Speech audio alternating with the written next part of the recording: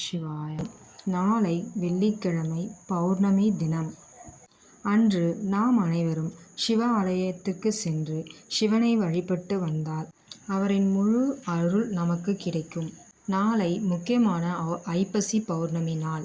இந்த நாளில் என்ன விசேஷம்னு நீங்கள் கேட்கலாம். ரொம்ப விசேஷங்க. என்ன அப்படின்னு பார்த்தீங்கன்னா, சிவனுக்கு சாப்பாடனாலையும் காய்கறினாலையுமே அலங்காரம் பண்ணியிருப்பாங்க. நாளை மாலை அனைத்து சிவன் கோயில்களிலும் இந்த அலங்காரம் சிவபெருமானுக்கு அன்னத்தால் அலங்காரம் செய்யப்படும். இந்த அலங்காரத்தை நாம் அனைவரும் பார்த்தோம் என்றால் நமக்கும் நம் தலைமுறையினருக்கும் சாப்பாடிற்கே பஞ்சம் இருக்காது என்று பெரியவர்கள் சொல்லியிருக்கிறார்கள். முடிஞ்ச அளவுக்கு நம்ம எல்லோரும் நாளைக்கு போய் சிவனை வழிபட்டுட்டு தரிசிச்சுட்டு வாங்க. ஒரு கோவிலில் நம்ம கொடுக்குற அரிசி காய்கறிகளை வச்சு தான் அலங்காரம் பண்ணுவாங்க. இல்லை ஒருத்தவங்க பணம் கூட வாங்கிப்பாங்க.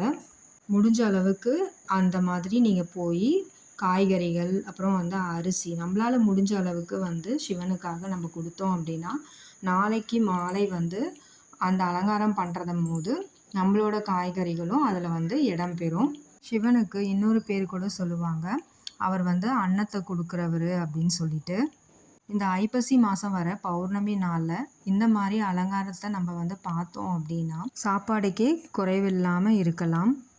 முடிஞ்ச அளவுக்கு நம்மளால் ஏழைங்களுக்கு அன்னதானம் போடலாம். இல்லை யாராச்சுக்கும் சாப்பாடு வாங்கி கொடுக்கலாம். எல்லா சிவன் கோயில்லையும் நாளைக்கு அன்னதானம் பண்ணுவாங்க.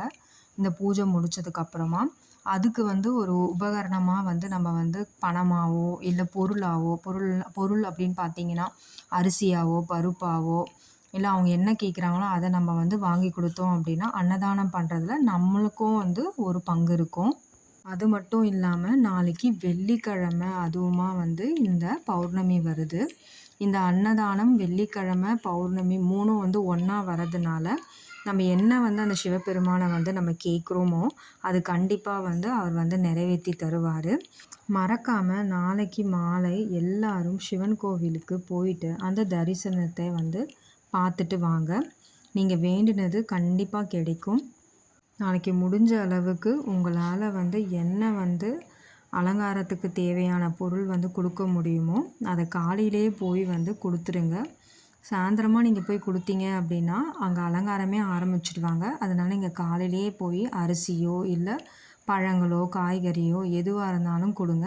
நாளைக்கு எல்லாரும் போய் சிவபெருமானை பார்த்துட்டு வாங்க. நீங்கள் கேட்ட எல்லாம் கிடைக்கணும் அப்படின்ட்டு நானும் அந்த சிவபெருமானை வேண்டிக்கிறேன். ஓம் நம சிவாய. ஓம் நம சிவாய. ஓம் நம சிவாய.